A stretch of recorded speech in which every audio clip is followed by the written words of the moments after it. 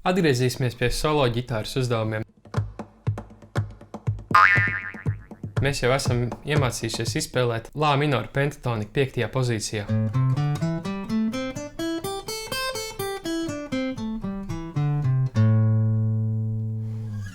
Bet visbiežāk, kad mēs skatāmies, kā spēlē solo ģitāristi, viņi nesēž vienā pozīcijā. Viņi spēlē savējo soliņu pa visu grifu, izmantojot gan tur zemākas notas, gan arī augstākas notas, staigot te, šeit, un pēc tam pēkšņi iet uz 12. pozīciju, tad uz 9. Un tad, piemēram, iet uz 8. Un tad pēkšņi atopās 2. Visas notas, kuras es nu pats spēlēju, bija pentatonikas notas, tikai dažādās vietās izspēlēts ģitāras grifu. Un, lai mēs varētu līdzīgā veidā spēlēt solo, izmantojot dažādas skaņas, visdažādākajās vietās uz ģitāras grifu, mums ir nepieciešams iemācīties pentatonika apvērsums. Un viņi ir 5. Sāksim ar pirmo apvērsumu.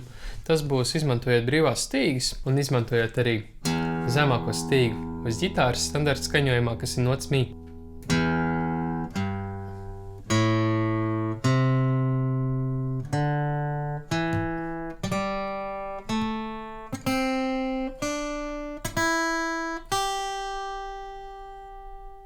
Katrs pirksts atbildīgs par savējo ladi, līdzīgi kā mēs spēlējam.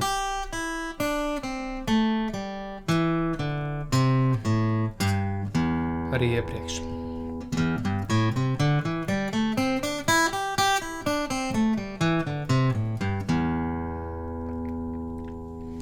Nākamā pozīcija. Es viņu spēlētu 2. pozīcijā, sākot ar 2. pirkstu.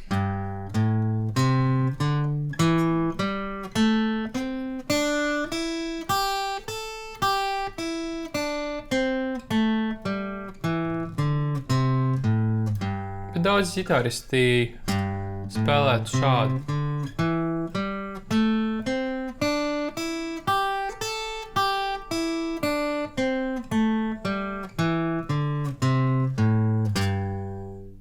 Attiecīgi ar pozīcijas maiņu. Nākamo apvērsumu jau mēs mākam.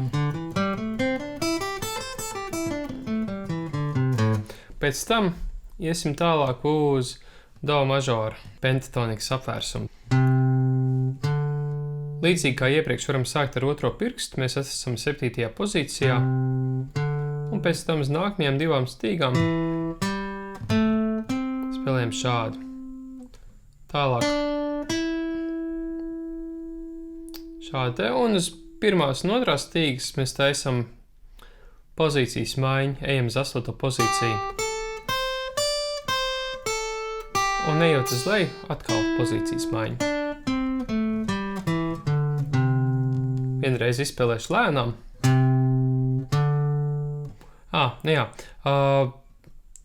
Daži ģitāristi arī sākt ar 1. pirkstu un pēc tam spēlēt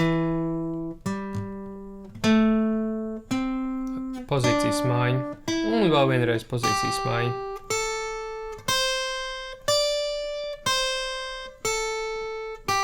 Pozīcijas maiņa.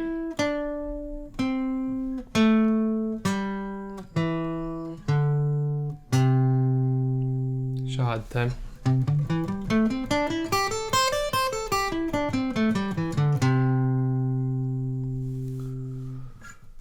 Nākamā pozīcija ir 10. slādes, un sāksim uz 6., 5. un 7. stīgas.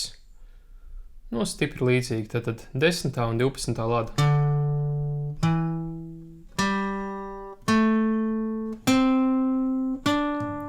Tālāk pozīcijas maiņa, ejam uz 9. pozīciju.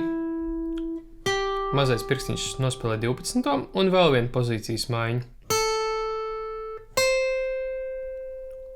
Un tad uz nākamās stīgas nospēlējam tāpatās kā uz 6.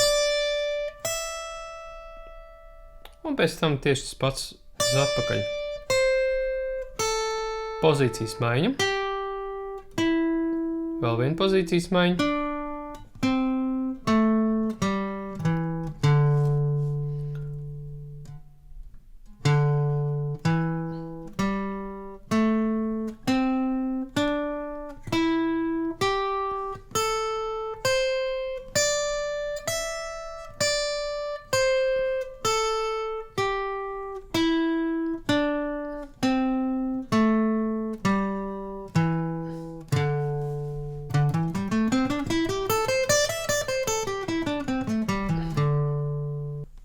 Un esam nonākuši līdz 12. pozīcijai, un te mēs spēlēsim visi tieši tāpatās, kā mēs spēlējām šeit, tikai, brīvās stīgas mēs aizstāsim ar 12. ladu.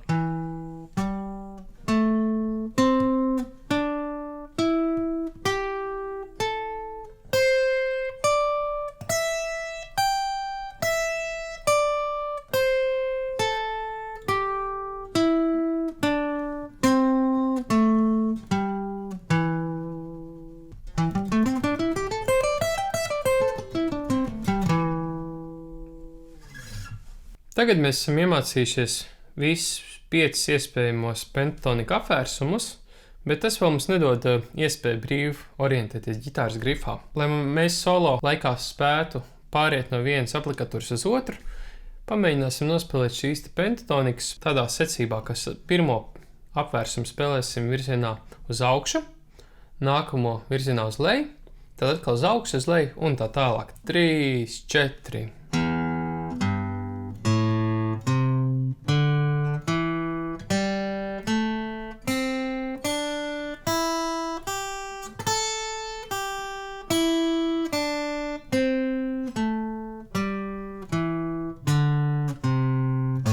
Nākamais apvērsums.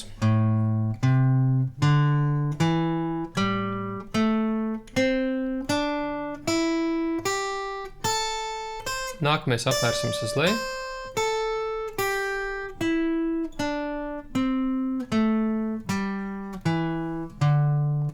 Nākamais uz augšu.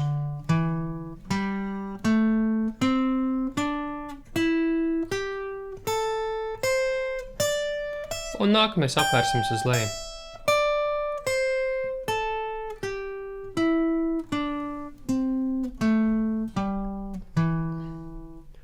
Taisnības labad arī jāsaka, ka bieži vien, kad mēs pārējām jau uz virs 12. slādes, bieži vien arī ģitāristi mazā pirkstiņa vietā spēlēt arī ar 3. pirkstu. Šādi te. Vienkārši šeit ir, tā ir ērtāk reizēm. Tad ar to mazo pirkstiņu var visādas citādas lietas darīt. Pamēģināsim tad vēlreiz. 3, 4.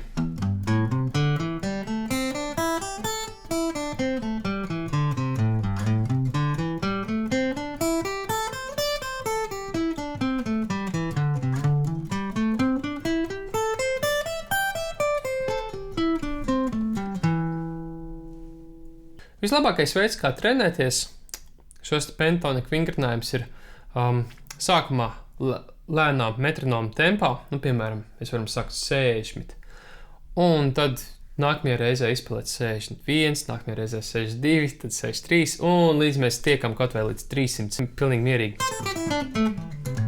Pamēģināsim šo te pašu vingrinājumu nospēlēt arī pretējā virzienā, tad sāksim ar pirmo pentatonikas apvērsumu uz leju.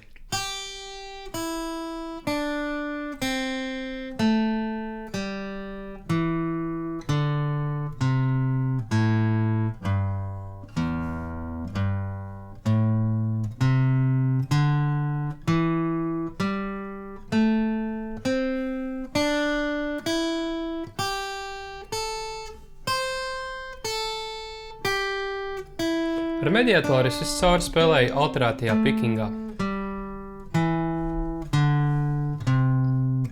Respektīvi, vienreiz uz leju, vienreiz uz augšu.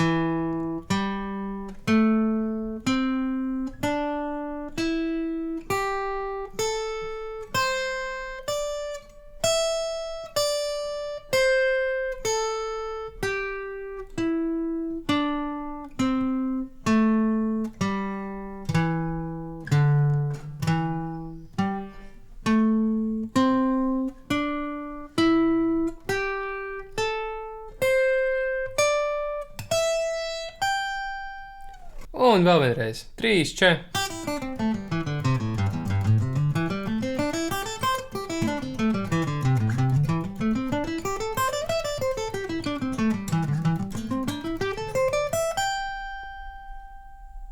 Un pamēģināsim šo vingrinājumu nospēlēt arī pretējā virzienā. Sāksim ar pirmo apvērsumu virzienā uz augšu.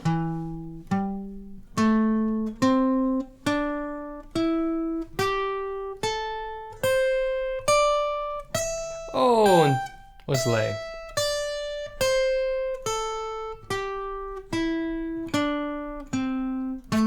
Tad nākamais apvērsums atkal virzienā uz augšu. Un nākamais apvērsums uz leju.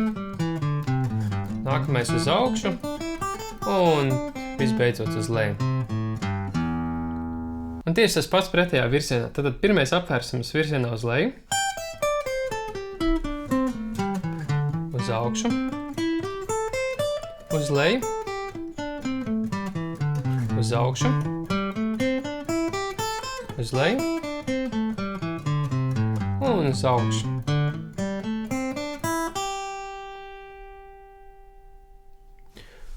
Es tagad varbūt nodemonstrēju uzreiz tādā ātrākā tempā, bet jūs trenējaties lēni.